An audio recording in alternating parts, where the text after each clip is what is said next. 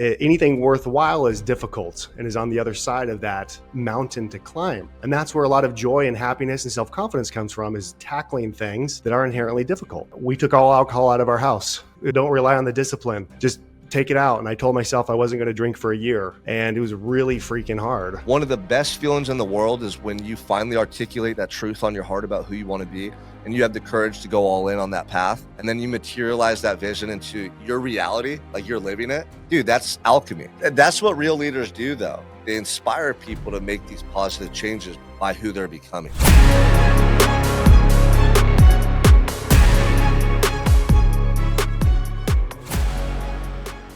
Welcome back to another episode of the Unstoppable Mindset Podcast. I'm your host, Sean Crane, and I got a really awesome guest today, Brandon Vaughn. If you guys don't know who Brandon Vaughn is, we're going to be streaming this live on Facebook, but go Google him. Like, have you ever heard the title, like the most interesting man in the world? What is that? Like the Dos Equis guy? Like that's, dude, just in the last 3 minutes of us talking, like I'm super intrigued by you. Brandon is a serial entrepreneur. He is an owner or part owner of 12 different companies right now. Self-proclaimed systems nerd who has no discipline and ADHD, but learned how to hack the system. And the coolest thing we just discovered, at least I did, people have strengths and weaknesses. Brandon has learned how to turn his weaknesses into strengths by literally hacking the system. We're going to talk a lot about that. And if you can see him right now live on this feed, he's slowly and methodically walking on that treadmill. And that's where it all started, kind of like our conversations about how he lost a bunch of weight, how he figured out how to multitask in an efficient way. So anyway, Brandon, thanks for being here, man. I'm excited to chat with you. Hey, thank you for having me, and appreciate you, man. I mean, for those of you that are watching, go check out Unstoppable 365. I'm a program member, subscriber. It's epic, and Sean and Matt are helping me get in the best shape of my life. So appreciate you guys as well. Yeah, dude. I mean, just today we were texting and you sent me a picture, I think like of a year ago before you started your weight loss journey. And Yeah. then one of recently where you're looking like a WWE superstar. Like you got chest veins and big old biceps. Like, dude, you're getting jacked, And so it's I really get a lot cool more because looks from my wife. Let's just say that. That's been nice. yeah, and so I mean, you've been very focused on business. You're a super successful entrepreneur. Was it Conquer Business Coaching, or what was the company that you founded and grew? Yeah, Conquer. I mean, I've had several different companies. I started out in home services. I've been in home services my whole life. My dad was an owner operator window cleaner for 33 years. I kind of picked up the reins and had my own cleaning company that I launched in 2012. And then fast forward 2018, 2019, sold that company, built it up to 70 employees, and then launched Conquer. So Conquer is coaching for the trades. Launched that company and actually sold that to House Call Pro here about a year ago. Wow. So was that was your second exit then, right? I've You had you grew the I've had first about business. three Yeah. exits so far, and many more planned. That's something I just kind of unlocked and realizes was just the power that building business is, and how you can create something that's an asset, very similar to property, that has real enterprise value. And it kind of started with my first exit to realize, like, holy crap, I could go do this a few more times and experience, that kind of collapse of time, to just accelerate wealth and kind of some of my goals. So Yeah. And it really seems like powerful. that's a way different mindset, because like for me right now, and probably when you started, you're just focusing on like profitability in that initial business and like streamlining things and growing it. You want that initial business to be successful. So you Yeah. can get the intended result, make money, and do what you're going to do. But I like your mindset because it's like, no, like, what do we have to do to make this attractive to maybe a private equity buyer or another person, and then sell it and just duplicate that process in a bunch of different companies? 100%. And so one of my newest ventures is a company called Hammer and Forge. And we're kind of doing that. We're going out and, we're going kind of like the anti-private equity route, where I have a couple partners and we're buying up electrical companies. We just closed on our first one January 1st. And we're going out hiring a full-time GM to come in, CEO, to grow that business. So I've kind of learned over the years what I'm really good at and what I suck at. And the things that I suck at is, you give me 100 tasks to do, I collapse on myself like a dying star. I'm the world's worst integrator. I'm constantly a bottleneck, and it's caused me so much anxiety over the years because it's just hard for me to stay focused and locked in. I had to figure out some kind of system, some kind of way to be able to remove myself out of bottlenecks, and have learned just a ton of little hacks over the years to try to make it to where that's easier, and just constantly thinking about how can I remove myself from every aspect of a business. Yeah, and I wanna talk to you about that because, like, that's one of the things we touched on is being aware of your so-called weaknesses or what you suck at, and then how do we improve upon them? Whether that's hire somebody or streamline a process, create a system. I love the way that you think and, operate. So, I wanna ask you because you said you have ADHD, right? And you just said if you have 100 tasks, you can't focus, you can't get them done. Like, first of all, what is ADHD? I wanna talk about that. Yeah, I kind of hate the actual definition of it, where it's a attention deficit. I actually disagree with that, and there's been some debate on whether it's actually named properly. I don't have a lack of attention. I don't have an attention deficit. I have a focus Yeah. uh, difficulty. So I can hyper fixate and give so much direct attention on one thing to such an obsessive level, and then completely become utterly uninterested at some point in the immediate future. And when you look at my behavioral blueprints, I'm extremely high change and I'm low endurance. So I thrive in chaos. I thrive in figuring out things. I'm really good at coming up with out of the box solutions. I'm super highly creative. But when it comes to actually just blocking and tackling and seeing something all the way through to the finish line, I've suffered with that my entire life. I got terrible grades in school. I was constantly the kid that distracted others in class. Summer schools, dropped out of high school because I functioned so terribly. I finished up doing homeschooling instead, finished homeschooling, graduated like 2 years early, started working full time with my dad at age 13, just because I was like ready to go, ready to go into the next thing. So for me, it's not a lack of attention. It's the inability to be able to see something through to its finish. I have to rely on other people, and I have to rely on systems and delegation to be able to get anything done in my life. Yeah. No, and I love that, and I would agree with you. Like, when I hear that term ADHD, number 1, I don't like labeling people with things that, Yeah. uh, like, undermine their ability. I think that we all have stuff that we have to work on more than others, right? We're all different in certain ways. But so what you're saying is it's difficult to focus on things, right? That's like, what's your definition? If you could sum it up into 1 or 2 sentences, what would your definition of ADHD be? I would say it's an inability to be able to stay focused in one singular task for long enough to be able to complete it. Like Okay. that's really where I feel like I really, really, really struggle. I So wish I so wish I had a sexier little title that I could repackage it into. No, that's perfect, that's perfect. But if you're passionate about something or you're really interested, does that change the dynamic for you? 1,000%, Yeah, a thousand and percent. that's Yeah. what go back to school, like, they label a lot of, kids with ADHD, and this is a conversation I have with my 14-year-old Hmm. because he's like, "Oh, I have ADHD," and he'll say it jokingly, and the same thing with him in school, and I was the same way, like, you distract others, you said that, you have trouble focusing, maybe you get bad grades.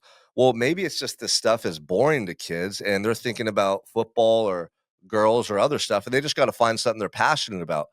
So I like that. I'm actually having listen to this episode. What would you tell somebody, whether it's a kid in high school, elementary school, junior high, whatever, or an adult our age who feels like they have trouble focusing? Like, do you think that's a muscle in the brain that you can fix and change through time? Or what have some of your so-called systems been to improve upon that? I do believe you can. I subscribe to the growth mindset, where I believe everyone has the capacity to be able to change and flex and improve. Now, does that mean it's going to be an easy path for people who are like probably you and me and a lot of entrepreneurs? No, it's not going to be easy. It takes a tremendous amount of mental fortitude and the ability to be able to persist through hard things. And the thing that I tell my kids all the time is, you have to do hard things. Vaughns do hard things, and anything worthwhile is difficult and is on the other side of that mountain to climb. And that's where a lot of joy and happiness and self-confidence comes from, is tackling things that are inherently difficult. And I do believe that a lot of people will throw their weaknesses into the bucket of ADHD and say, well, I have ADHD. I can't focus. The reality is that the environment that we create for ourselves or allow someone else to create for us impacts our performance, impacts my performance. And especially kids and teenagers, if they allow themselves to be on social media, open it up all the time, it's easy to click on it. You allow others to create an environment that makes you highly distractible. For me, I have to put in downtime and parental controls on my phone so that I can't go in and unlock things, because I need to have things shut off of my phone You so told I me that. can't do Yeah. it. And, and, Yeah. and it's more about designing our environment, because my self-discipline is very poor. If there's a plate full of cookies on the kitchen table, which there are actually today, I'm grabbing them, I'm eating them. It's Yeah. like, instead, if that environment was only apples and there was no cookie and no alcohol and no candy in the house, guess what? I'm not going to eat those things. So it's Yeah. it's a lot about kids that struggle with that, my kids that struggle with it. I really kind of teach and coach. It's you don't rise to the level of your goals, you fall to the level of your systems. That's a quote by James Clear from Atomic Habits. And the systems that we put in place, how we design our environment, is ultimately what we're going to fall down to the level of, no matter what. Yeah.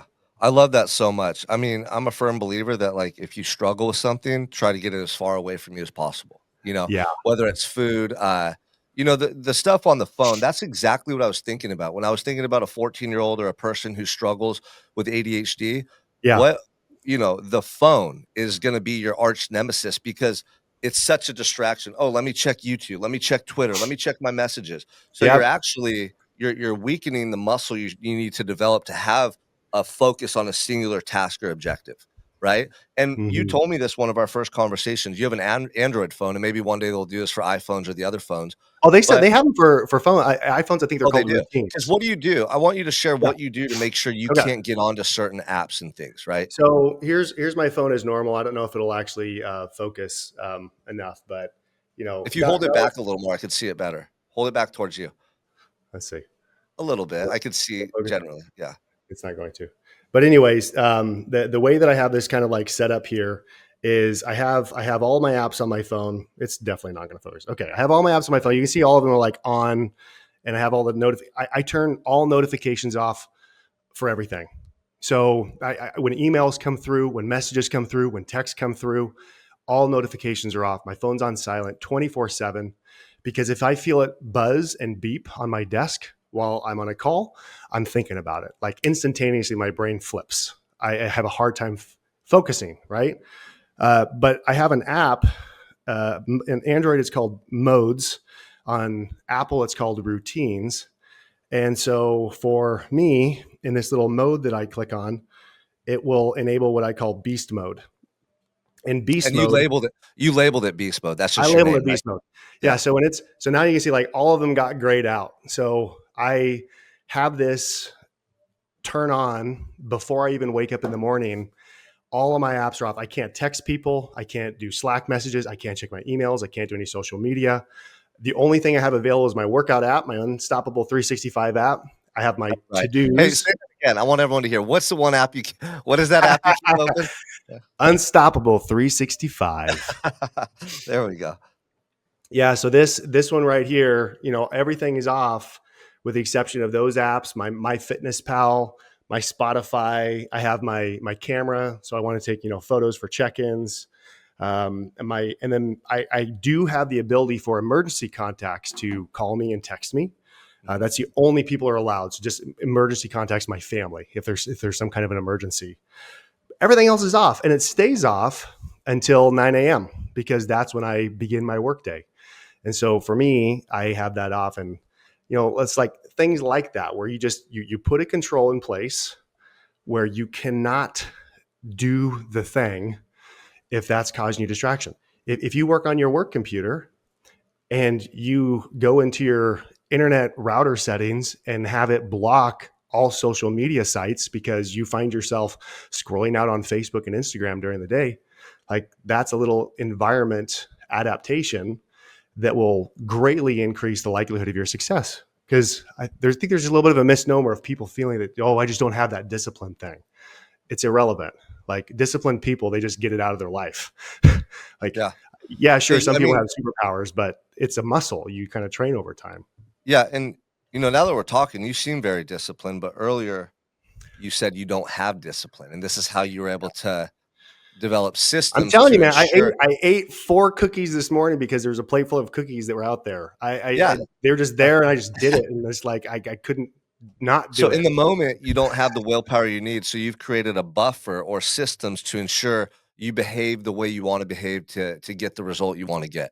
This is like dude, this is like a master class on how to not just manage ADHD or whatever you call it, but, to really streamline your life. I think the phone is the biggest distraction for people in our country for sure, in modern countries. So this is so good. Let me ask you, let's say I'm on my phone, I have an iPhone, so I use routines. Let's say I shut down all the stuff except those things that you said you keep open, and you pick the time frame, so it's like 5 AM till and can you go in there and change that though, or is it like locked?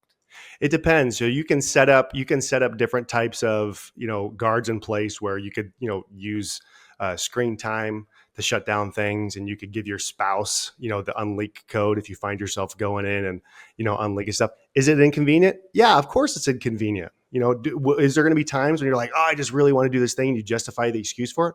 Of course there is.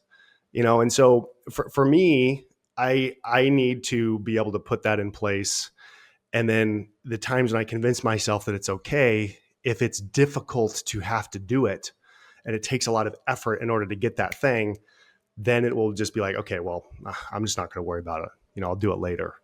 Um, Yeah, it's kinda like the cause and Habits. effect, like, the more you give in, the more tempted you are gonna be to do that, and, like, Right. the more that you can't do it, you're rewiring the brain a little bit, and it's also I read a really good book, I wish I could think of the name offhand, but it's about dopamine, and the release of dopamine when we do certain activities, and the phone is and, like, drugs, obviously, and things like that are the highest stimulant for our brains to release dopamine.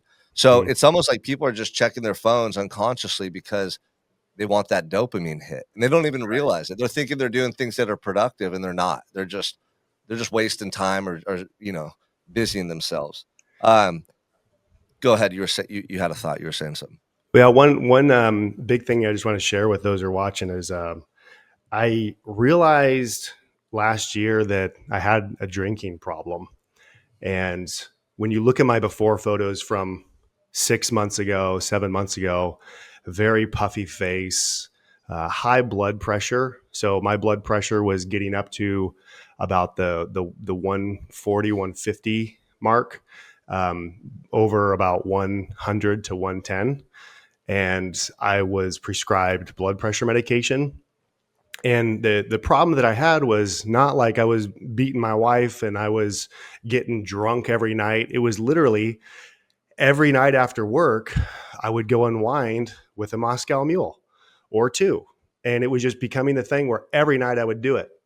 And my office downstairs, right next to it, was our bar that was in our game room. And so it's just like, oh, work's done. Reward myself with this thing. And I just was having, one or two drinks every single night.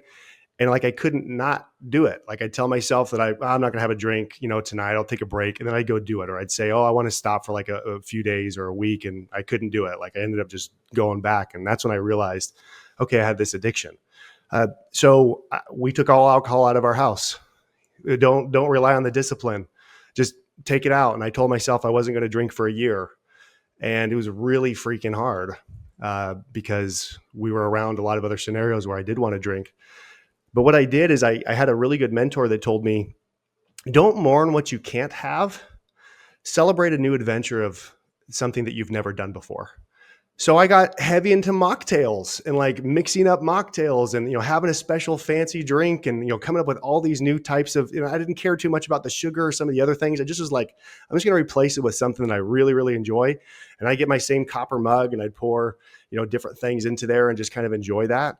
And I haven't drank in 10 months now. And I told myself a 1 year challenge. I'm not going to go back. Like it's not even 1 year challenge. Like the life I live now with just the mental clarity And it's just like that consistency thing of just designing your environment enough to be able to consistently do something to where it can establish a habit. And I think that's the really, key part to trying to unlock that next level in yourself. Yeah, dude, I love that so much. This, I mean, that's like right there. It's like a shift in your perspective. Instead of dwelling on the fact that you can't drink, you tried to find something that was exciting that grabbed Yeah. your attention. Hmm. And that's what successful people do, man, is they figure out ways to think that lead to them feeling better or positive about change, about whatever's happening, whether it's adversity or just people don't like to change. They don't like change in general. It's very hard for people to stick to it. Um, and the stuff you were sharing earlier, dude, I was thinking like, gosh, Brandon, you should almost you shouldn't almost, you should like write a book on how to not just manage ADHD, but use it to your advantage. Like the stuff you're sharing about your phone and the hacks that you've used. I think that would be so valuable for people right now, especially younger people. Like if they heard this episode and you talk about the stuff that you've done, um, I think it would help a lot of people, dude. I appreciate that. Yeah, I'd love to. I got to find someone to be able to help me get the book actually written because I'll start and then I'll give up. So that's going to be the key. You Yeah. know, continue working with that. Get someone to get you all the way to the finish line with it. Yeah, exactly. And so that's a good transition to like the next topic is you're a systems nerd. That's what you said. Yeah. Family systems, personal systems. You alluded to the fact that like you delegate a lot because right there you said you couldn't even finish the book. You'd have someone do it for you. And I think as you get busier and busier and busier, you realize like, okay, I'm either going to try to do a lot of things and get none of them done or focus on what I need to do day in and day out, get that done and delegate the rest to everyone else. Right. What were the first systems that you started developing in your family life, in your personal life, in your business life that had the biggest impact? The biggest impact, hands down by far, is a personal calendar. And for a lot of business owners, I know you have a lot of entrepreneurs and others that watch this show and that follow you and are in our circles. Uh, okay, yeah, we have calendars for our in our CRM, our scheduling software for when we go do estimates or when we go do jobs. But putting everything into your calendar and loading it up and making recurring appointments of things that are very, very important to you and designing your calendar out in a way where things are blocked out and putting those rocks first. If you've ever seen that visualization metaphor of taking a glass jar and trying to fit rocks, small pebbles, sand, and water inside of a glass jar. If you do it in the wrong order and you start with like the sands and then try to do the rocks, like it doesn't all fit. You have to put the big rocks in first and then the smaller rocks and they settle in around and then the sand settles in around and you actually fit everything inside of the jar. Your schedule is no different. What you choose to use, and there's a really good principle in here called Parkinson's law, that is the amount of time that you allocate for something is how much time typically will get done in. So when I started allocating, these are the hours, I called them my What is conquer that law called? What is that law called? Parkinson's law. Your work will expand to fill the time that you have allocated for it.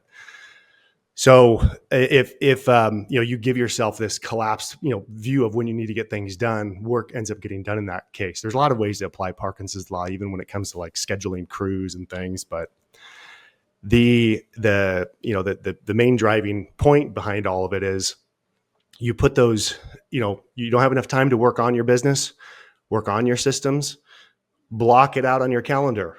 Let everyone on your team know, hey, during this time period for these 2 hours, I'm not answering emails, I'm not answering phones, I'm heads down. I want to try to get into a flow state. I want to put on music. I want to do whatever I need to do, and then that's where you get those big things done. And so I put date nights on my calendar with my spouse.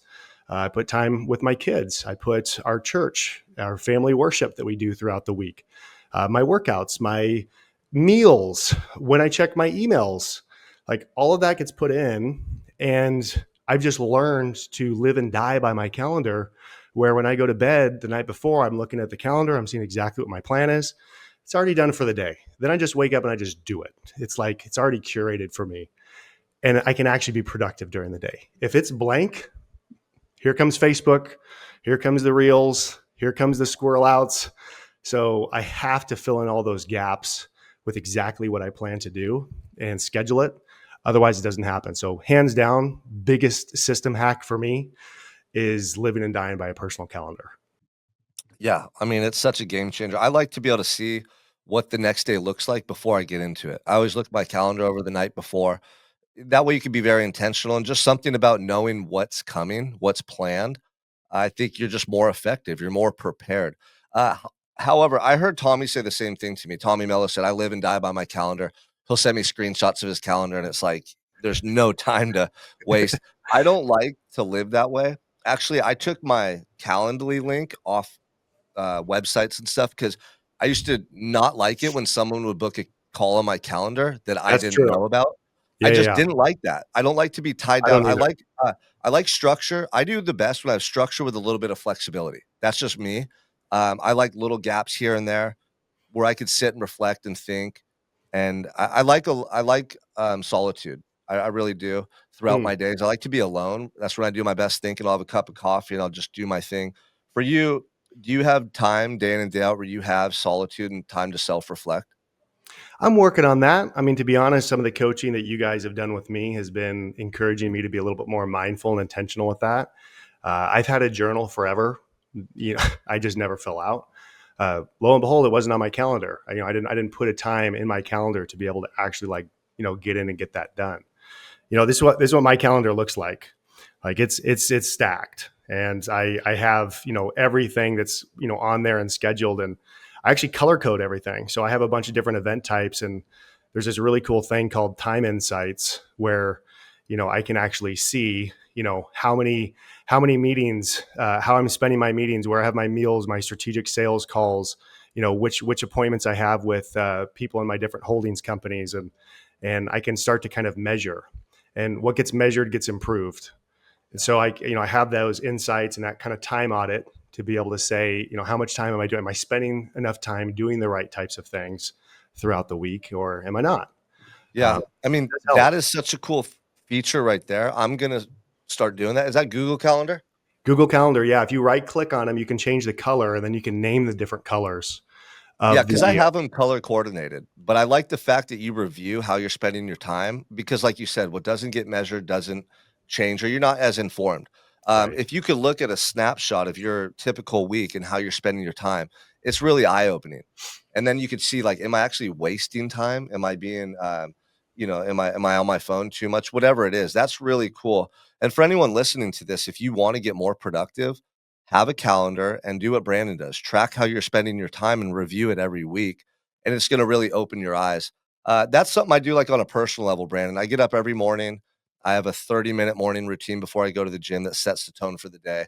And then I always review my day at the end. And I used to write this out. I actually have a journal. It's a self-mastery guide. It's on Amazon. I made it for all my clients and stuff. But basically it has a morning routine of journaling and then an evening routine where you're taking inventory and you ask yourself, like on a scale of 1 to 10, 10 being the best I could have lived this day, one being the worst, where do I feel this day rates? And you write down that score and then you write down why.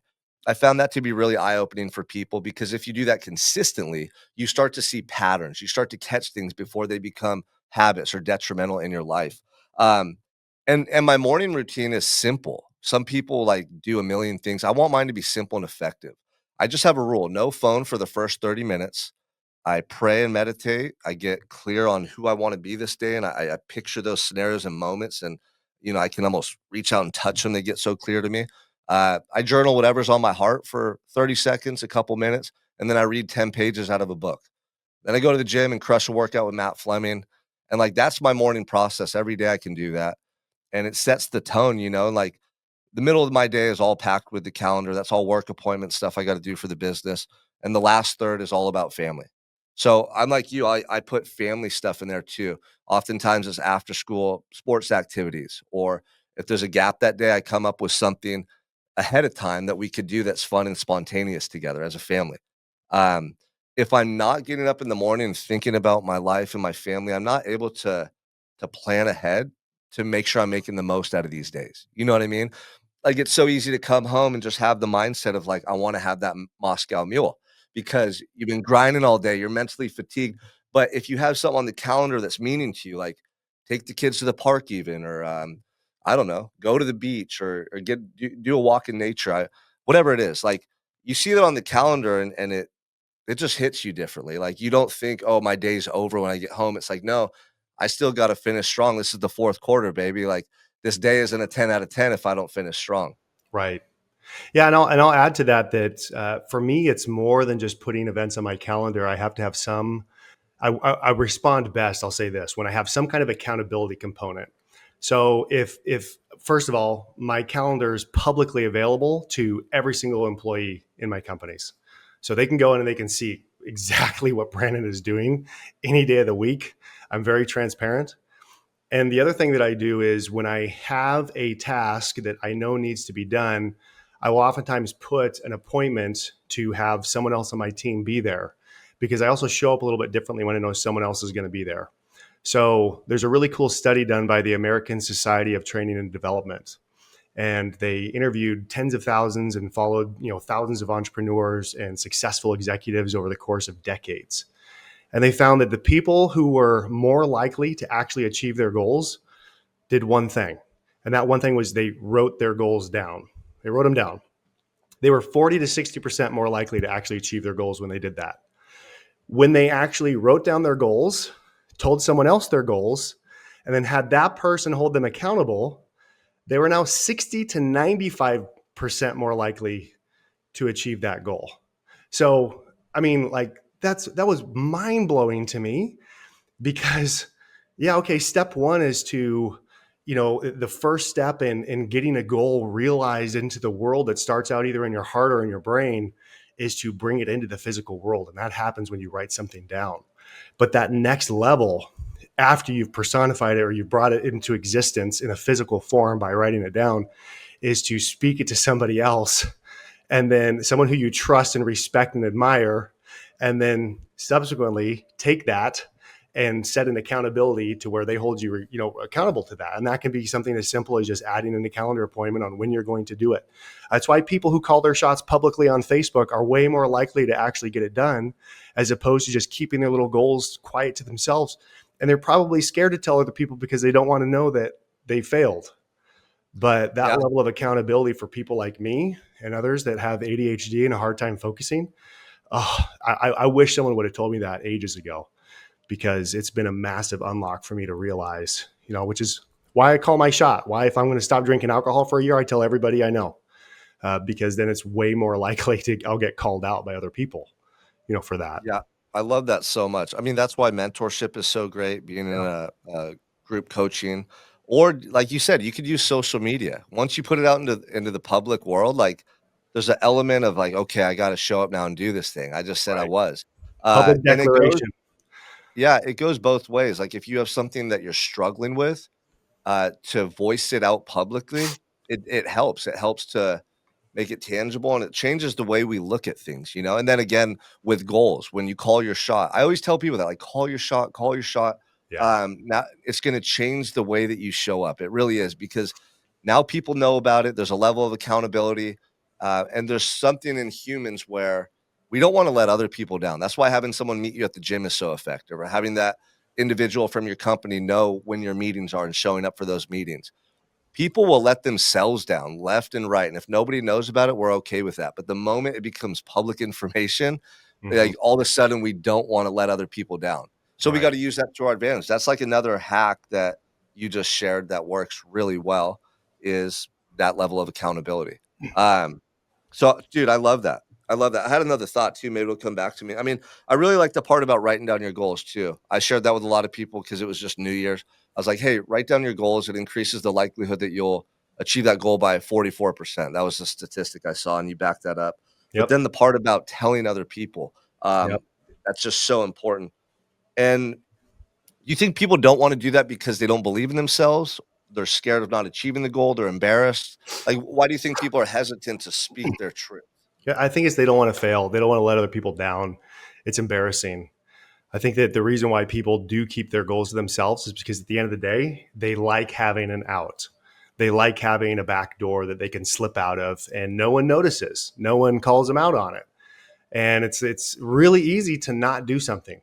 It's really, really easy to not tell someone something. It takes effort to sit someone down, tell them, make sure, they understand what's going on. And the other thing that I will say too is, like, when we do start kind of setting some of these goals and we go out and we start doing, a public declaration of it. Actually, we did this with Conquer. This was amazing, by the way. We would do at our Conquer summits is we would have people call their shot of what was going to happen in 6 months and 12 months. And they would say their why. They would write down like exactly what they were going to do. And we had them record it into a camera. And then we took all of those videos, hundreds of videos, we edited them, packaged them up, and then auto scheduled them to send to them in 6 months and 12 months. So they actually got a video from themselves talking to themselves 6 months earlier saying, all right, in 6 months, this is where I'm going to be. This is what I've done. And then like we would remind them throughout the year, hey, you're going to get that video in 3 months from now. Are you going to watch that and say like, I did it? And holy crap, it's why, people in our program grew 77% year over year on average. Was literally, we just harnessed this, stupid little trick of just accountability and just It getting adds people another it adds another level of accountability, yeah, right? right. Like when you know you're gonna get a video of you saying, "Hey, I'm gonna do this thing." Like you said, how foolish and dumb would you feel if you get that video and you didn't even try? You Yeah. know? God, Like, yeah. damn, I told everyone at the conference I was gonna do this. Yeah. I You mean, publish them.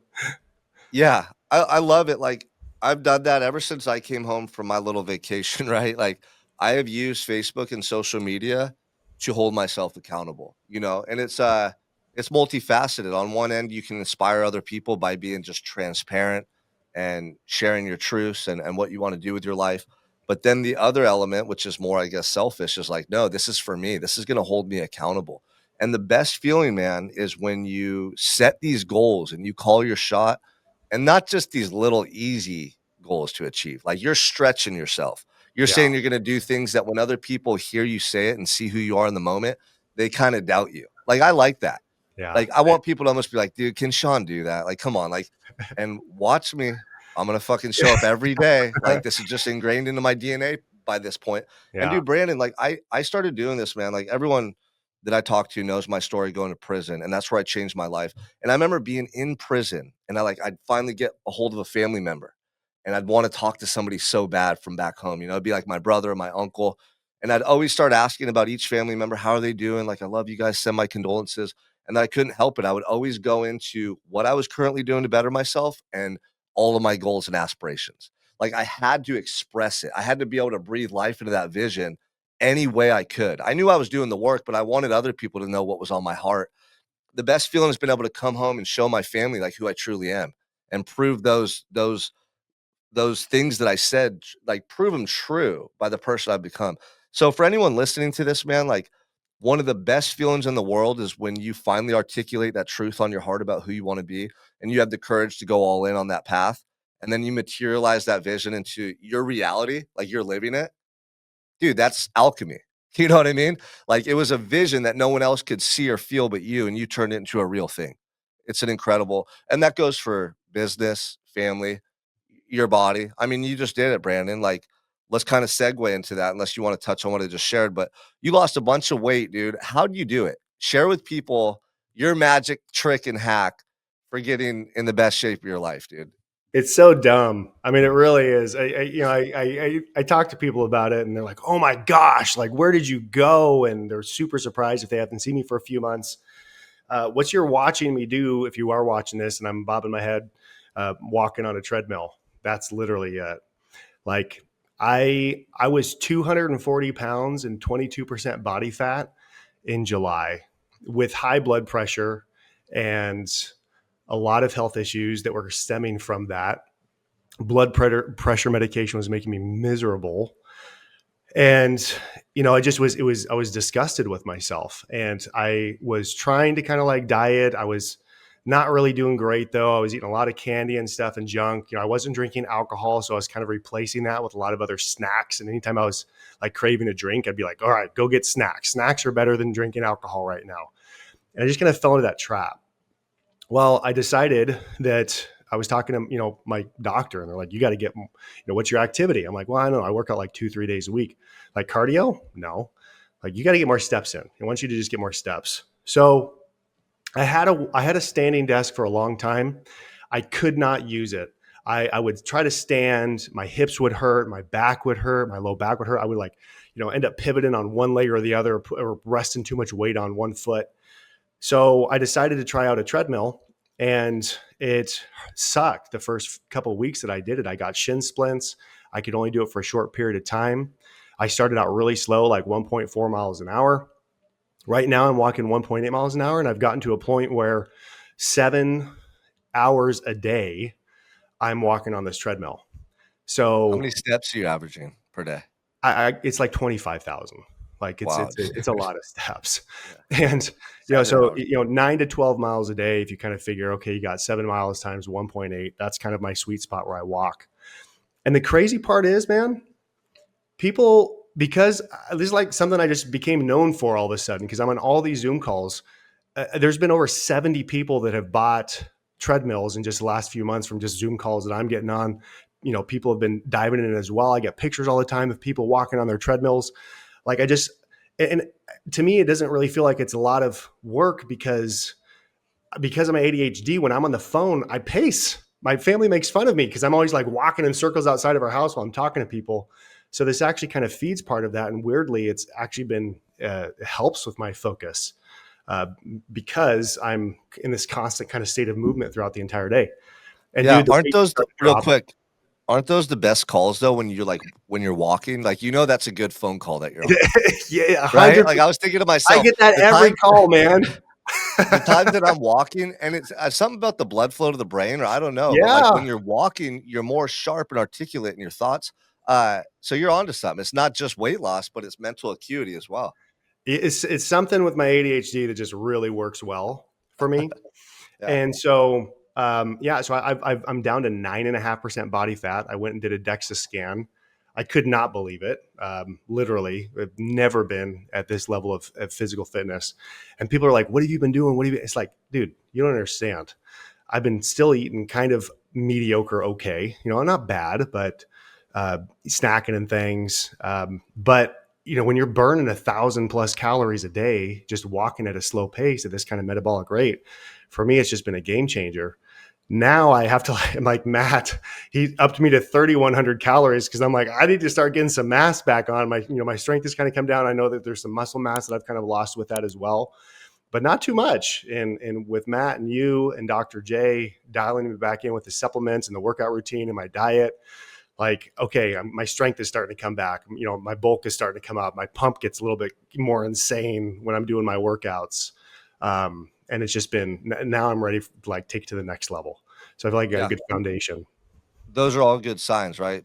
Getting Yeah. the pump, building muscle. I mean, I wish I could pull up the picture that I saw of you. You're looking like an absolute beast, and I'm gonna post it on Facebook, so if anyone's listening, stay tuned. Okay. No, it's really inspiring and it's impressive, and it's cool now because you're having to eat more food, and actually it's the opposite of what you did to lose the weight, or most people do. Most people think, "Oh, I gotta just starve myself and this and that." Now you're gonna have to eat more food, eat more protein because now your goals have shifted. Now you Yeah. wanna add muscle and stay below that 10% body fat range, which is super crazy, man. From 24% body fat to 9, pretty much just walking on the treadmill. It shows how effective walking is, and you're getting crazy amounts of steps every day. Yeah. What's your current weight right now? About 194. Okay. So that seems like a good weight for you, judging by the way you look, and you said you're getting stronger. And for anyone listening, like what supplements have you added? What are you doing for your overall health, especially with Dr. J? And that maybe before you answer that, what did the blood test that you did with Dr. J unveil? Did it open your eyes or surprise you in any way? Oh, yeah, absolutely. The vitamin panel was wild. I didn't even realize that because I'd done stuff like Function Health where you get all these biomarkers and they take 12 vials of blood out, but they didn't have anything on the vitamins level that Dr. J did. And the hormone panels and all the other stuff was good. If you want, I can kind of talk a little bit about my history even before working with you Yeah. guys and kind of my journey up to that point. Yeah. Um, Back in 2021, I was suicidal, very overweight, no energy. Like literally, I had to nap before noon almost every single day, and I'd come home and I'd like nap again, and just lifeless. Went in and got my hormones tested at that point in time, and my testosterone was at 260, and the doctor had told me that my range for my age at that point, which a lot of my friends were at, was between like 700 to 1,200. and I was at 260. And so I actually got put on TRT at that point in time. So I'd been on TRT now for, coming up on almost 4 years, 3.5 years. And that changed my life, like getting my levels in. And now I hover at like the, 700 to 850 range. And it's just right for me. And Yeah, so, real quick too, yeah. um, because it's important for people to recognize that everyone thinks like TRT or testosterone is all about building muscle and losing weight, but it has a lot to do, and even more so to your mental health, your drive, Oh like God. everything that you just described, right? Your cognition. Uh, if your hormones are out of whack, dude, it affects so much of your mental health and well-being. Well, I was working out 6 days a week with a bodybuilder, 6 days a week, and we were lifting hard. And I was nailing my macros, and I could not put on any muscle, any strength. And I worked out with him for a year and a half and just had like kind of sucky results. It was really discouraging. And my energy levels, I just would get gassed. I couldn't hardly work out. And then the suicidal thoughts kind of came in and really hit me. It was very scary, to be honest, because my brother committed suicide about 10 years ago. And genuinely, I believe he did because his TRT levels, his testosterone levels were messed up because he had all the exact same kind of symptoms. His body type was very, very similar to mine. We gained a lot of weight in our chest, had big old man boobs and, tire and just like couldn't bulk up. So all that changed. Getting hormones changed everything for me when they started getting dialed in. And then working with Dr. J, he did all the panels. And then now, I'm on peptides. Those pills, I have a vitamin blend that's perfectly curated to me and my vitamin levels. Been taking a way better creatine supplement. The thing that impresses me most, and actually my wife too, she's very crunchy, so to speak. She's very like natural everything. And she was very impressed with Dr. J and what he would talk about. Even when I got sick, he's like, "No, don't take antibiotics. Like, go out and overdose on vitamin D, A, and C." And she's like, "Yes." So he just is. We really are aligned philosophically and ethically with his mindset on natural approach. So the supplement stack has just been kind of game changing, and definitely feel a lot better. Although I did get sick from like I think all the stuff kind of getting flushed out of my systems, and it's been a little while since I've kind of got back to a good recovery point and stable point. But I think that's also related to just losing so much body fat in a short period of time as well. But I have more energy than I've ever had, and of course feel better than I ever have before too. And it helps having someone else hold me accountable because that's what I need, so I know about myself. Yeah, yeah, no, absolutely. I mean, it's amazing how much of a boost of energy you feel when just the supplements alone, because most people are deficient in all the nutrients that we need to consume. And a lot of that has to do with your gut health. If you have leaky gut, it prevents you from actually absorbing nutrients at a high rate.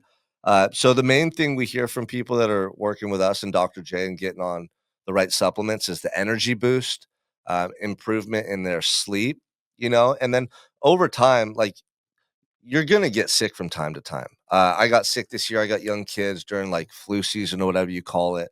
They brought stuff home from school, but I recover so fast. Like the average person will stay sick for 1 to 2 weeks. I was sick for like 24 hours, and it just my body just flushes it out so quick. Like I feel like I'm a machine. And that's like one of the reasons why we focus on gut health. 80% of your immune system is located in your gut. Yeah, So you're they call and your gut your second brain too. I mean, a lot yeah, of it companies are well, talking. 70 to 80% of your neurotransmitters that your brain releases derive from your gut because your Wow. neurons in your gut communicate to the brain. So, like a lot of people that struggle with anxiety, depression, or you having suicidal thoughts, it could be multifaceted, but a lot of it has to do with the foods we're eating, the processed foods, the toxins, the poisons that are in pesticides, and all this stuff that we're ingesting. And over time, it affects people drastically. So, I mean, you can see the shirt I'm wearing. This is why I'm so passionate about RFK's movement because he just wants to get the toxins out of our food and it's going to make people a lot healthier. And that's a whole nother topic. But, um, dude, this has been a really, really cool interview. Like, I wrote down a ton of notes. These are things, especially about the hacks with your phone and then how to manage ADHD. Um, you got to definitely put out a book or a piece of literature around that, because you have practical applications that will help people. And you could also explain why, because you're somebody who's dealt with it. And now you've turned what people would say are weaknesses into your strengths by Mhm. hacking the system, by developing these systems in your life. Oh, real quick though, I don't know how much time you have. We'll wrap this up shortly, but I want to hear about some of your systems at home with your family, because I'm like that too. I like to take the same business mindset I have, when I'm working home to a degree, to make sure that we're just doing things more consistently together and we're intentional. What are some of your systems at home that you use? We eat dinner together every night. That's a big part. My daughter's 17, my son's 14. Eating dinner together is really important at the dinner table for us. That's like a system. The other system we have is we have family core values. So our core values spell the word salt, and it comes from a Bible verse to let all your words be seasoned with salt and have them be more palatable. And the acronym stands for to serve, ascend, uh, level up. I'm sorry, uh, I'm getting serve, artfulness, level up, and truth. So the serve part is kind of self-explanatory. Serve others first. The artfulness is we're an artistic, creative family. We love music, we love painting, we love the arts in general, and we have a core value that we do everything as if it was our art form, to where we could sign our name on it and say like that's my creation. Uh, I am a creator, and that is one of my core components of what makes me me. And my kids and my wife are very much the same way. We love to create, and we talk a lot about being a creator as opposed to a consumer. And so being artful and then leveling up that 1% better every single day. And then truth, we speak the truth. So we talk about our core values. We have them memorized. We talk about them at our dinners from time to time. But the big thing that we like to focus on is trying to implement stuff in our life that comes honestly from business principles. There's no reason why we shouldn't carry a lot of the same systems that apply in a organization to our family, because our family is an organization, and it does have a culture, and it does have leadership, and it does have tasks that need to be done, and personal development that needs to be done. So we pull those things in as well. Yeah, I love that. The key word you said there is leadership. It starts with us. We got to be the ones to set the tone, to bring this type of dialogue home, and then make sure it's done. Make sure our kids are constantly hearing this type of dialogue, leading by example. I think that's so important. And that's the reason why exercise, health, personal development is so key, because it turns you into a better version of yourself. And then you pass that version to everyone that you come in contact with every Yeah, day. yeah. And that's why it's a never ending journey, man. Right. Yeah, we another system. We don't do allowance. We didn't do allowance with our kids. We would do actually a gamification thing where they could earn XP. There's an app that we use called Automate Motivate that we would our kids would earn XP for completing chores, and they could cash in XP for experience and/or cash. And then we What's don't bring that them. app? It's What's called the app? Automate Motivate. Automate Motivate. Um, it's actually mostly made for employees, but we use it for family. And then the other, That go ahead.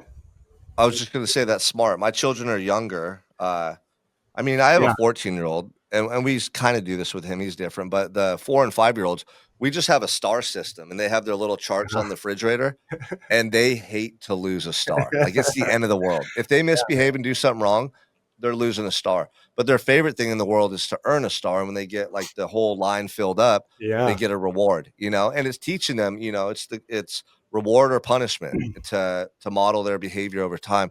It really works. And if you start that at a young age and you instill that into your children, it carries over with them as they get older. They take it on with them as they get older. So A hundred I percent. love that. 100%. We had a chart for our two kids, and it was a scale of how they felt towards each other. And up at the top of the scale was like, we're best friends. You're the best sibling I could ever ask for. And the bottom is, I don't want to talk to you. I don't want to see you, type of a thing. And it would go all the way up. And there's always like 10 different incremental scales. And there was a magnet on each one of these. And we had it up on our refrigerator. and they would move their bars based on like how they felt towards the other person. And then the other person would like try to get them to get back up to like a 10. And so if they were like fighting or something, my daughter would go storm over to the refrigerator and she'd like move it down like a notch. And then he would like move it down a notch. And then they would like laugh and like make a joke or something. They like move it up one, then move it up one, then go back up to 10. And it's amazing when you just kind of get intentional. We don't let our kids have phones. They hated that until, they were 14 years old. No social media. Hated that too. Now all their friends are just drones, Yeah. scrolling out, and they're like, okay, I'm glad you guys didn't do that. So that's cool too. That's cool they recognize that. They passed a law in Australia where minors can't have social media. Until Really? you're 18, you can't access social media, No way. and, I like that. I think that maybe give kids flip phones to communicate once they enter high school, but social media is so bad for children because It they're is. comparing themselves to others. A lot of stuff on Instagram and these social media sites are fake, and people think they have false expectations of reality and life.